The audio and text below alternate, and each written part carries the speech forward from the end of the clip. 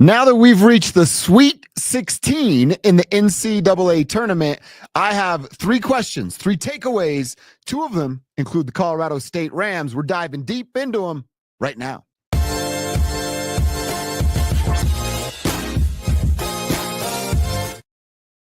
All right, what a weekend it was, right? Were you like me, just stay locked into the NCAA tournament all weekend long? Well, when I wasn't watching, I was listening. When I wasn't listening, I was watching.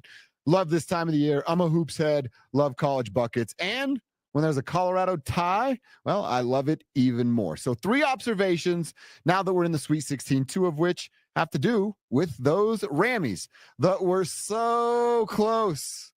We're talking a few seconds away from punching their ticket to the Sweet 16, which they have not been to in over 50 years. 50 years, the last time the Rams were dancing into the Sweet 16. So first of all, was it a travel? Was it not a travel? Tell me in the comments. You know I'm going to circle back and have that conversation with you, because I'll say this. Watching the game on Sunday night, I didn't think it was this, travel, that kind of moment. Like, you missed it. What are you doing? I didn't feel that way. Did you?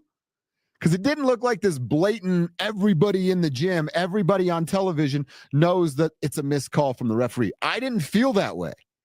And I was rooting for the Colorado State Rams. I thought Derek Queen made a fadeaway jump shot off of 1 foot with the defender in his face as the clock was expiring. That's really, really good offense. Pretty solid defense as well, just better offense. So did he travel? Did he not travel? Now, real quick, something for you to keep in mind when you're having this conversation with your people around the water cooler. In college basketball, and this is stupid, but I don't make the rules. In college basketball, you're not given the grace of a gather, right? So you're dribbling, and then when I go to make my move to attack to the rack, I can gather, take a step, and as long as I haven't stopped the full dribble, it doesn't count yet. In every other level of basketball, you're allowed to gather. Literally, your Pee-wee league, you were allowed to gather. When you were playing in middle school, shout out to the Nique Creek Eagles where I played, you were allowed to gather. In high school, shout out to the North Glen Norsemen where I played.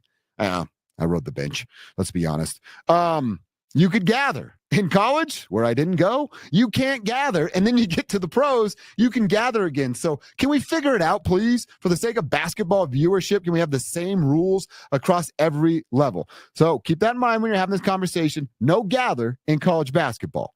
So when does the dribble actually stop for Derek Queen? If that's the letter of the law, and you're going to tell me we're going by exactly the letter of the law, well, and that's the case, it was probably a travel. You're not allowed to gather. Then he probably traveled. But the referees didn't call it as such. And even as Niko Medved himself said after the game, it doesn't matter if it was or it was not. That's what was called on the floor. So was it a travel is my first question for you. I'm not that upset. You know what I'm more upset about the Rams losing that game? Now, and it's bringing me to another point here with the Rams. It's Nique Clifford. Nique Clifford, there was a stretch from, let's call it like 17 minutes left to about 9 minutes, 18 to 10, an 8-minute stretch where Maryland started to make their run. And Nique Clifford, you as the leader, the captain, the alpha of that basketball team, you need to go get the rock every possession.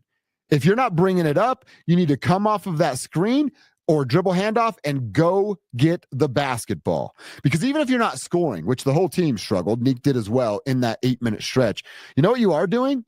You're taking the shot clock down to 5 before you even look for a shot every single possession. And if Nique was able to do that, does Derek Queen even get that opportunity to make the game-winning shot, travel or not travel? Because the Rams slowed the game down so much that you couldn't cut it to a 1-point deficit right after Lake makes the big 3. So that's a takeaway for me, is I would have loved to see Nique Clifford just establish himself a little bit more when Maryland started to make their run. Staying with Nique, another takeaway, that dude did it right. Now, it's a rough stretch in that 8 minutes that I was just talking about, but Nique Clifford, man, clap for you. Hat tip, salute to you, whatever you want to do. A little slap on the rear end. Dude, you came back to improve your draft status and become a first-round pick, not a maybe second-round pick, and that's what you were a year ago. And you've done that, Nique. You are a top 30 pick. You might be a top 20 to 25 is probably where I'm leaning, like a top 24 pick in the NBA draft because of what you did coming back to be a Ram for your final year. He was the best player on the team. Listen to the numbers. 19 points a game, 10 rebounds a game, 4.5 assists a game for a guy that he has the ball in his hands a lot, but he's not this like true facilitator, playmaker kind of player. But still, 4.5 assists per game. And by the way, sitting at 6'6", 200 pounds, he's going to get a little bit more strong, that man strength that you get when you go into the NBA and you get put on a weight program. He'll gain 10, 15 pounds, something like that, and be a better defender because of it. But Nique Clifford, you did it the right way, man. You didn't chase the dollar, right, to go be an NBA player and have a short 2 or 3 year career and then probably have to go in Europe somewhere and play pro ball. You came back, you worked on your craft, you were working with Nico Medved, who we're talking about here in a second, who is a great basketball coach, and you have now made yourself a first-round draft pick that, look, barring something crazy, injury or whatever, I'll knock on wood for him, this guy's going to play 5, 8, 10 years in the NBA after what he has done with 1 year of work. So Nique Clifford, congratulations to you, man. You played the system the right way, and now you're going to earn a lot of money. Generational wealth is coming toward the Clifford family because of what you did and the decision that you made a year ago. So that's takeaway number one. I guess like 1B, because the travel thing was a big part of the conversation. And then number 2 is something that we learned this morning. Nico Medved, he's out. He gone. He's going back to Minnesota. He's from Minnesota. It's not like just some weird fetish with Minnesota that stinks 10 months out of the year. But he's from there. He went to Minnesota. He's a Golden Gopher himself. Played hoops. Found out today he was a swimmer there as well. He got the offer. And look, I haven't seen on Twitter or text line on the radio show, any of those kind of things, people upset about Nico Medved doing what he has decided to do, which is leave CSU and go to Minnesota. You know why? Because getting more money, working where you want to work, and being in the industry that you want to be in, that's the American dream. And that's what Nico's accomplishing here. We hold players more accountable, right? You want to talk crap about Melo? Insert the Melo hate right here, right? He left. Arenado, he left. There's hate and all the stuff that comes with that. But we never do that with coaches. And Nico Medved, I said this a bunch on the radio show, it was only a matter of time. That dude is a great, do not twist my words, great basketball coach. You want to know how good Nico Medved is as a basketball coach? I promise you that Minnesota is not his last stop either. He'll go above and beyond what Minnesota is as a basketball program because he is that good, great of a basketball coach. When you're that good, universities like CSU are nothing more than a stepping stone. And I'm not trying to take a shot at your Rammies, so save your tweets and all that stuff. Although, if you'd like to tweet me, I'm at Joshua Dover.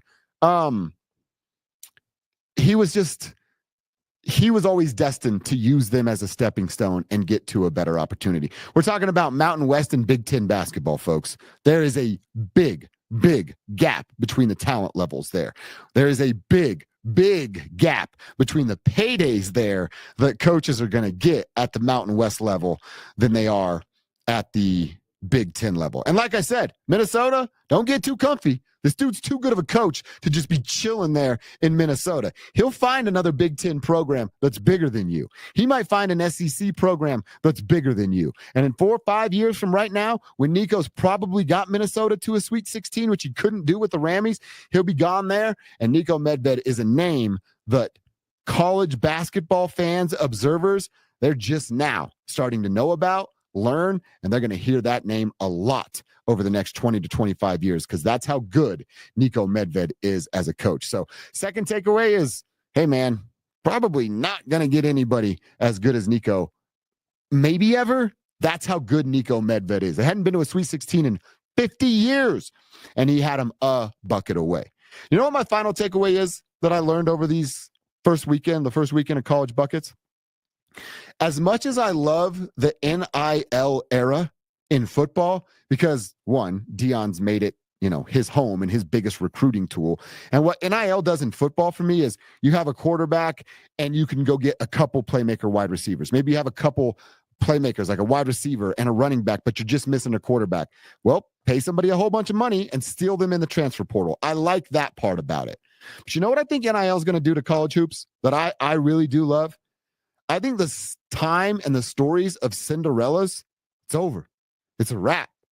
I'm not sure we're going to see much more of that. Now, were there a couple of 12-5 upsets, and technically that's what it looked like with CSU getting their first win in the round of 64, but they were actually the favorite over Memphis. So it's not technically an upset.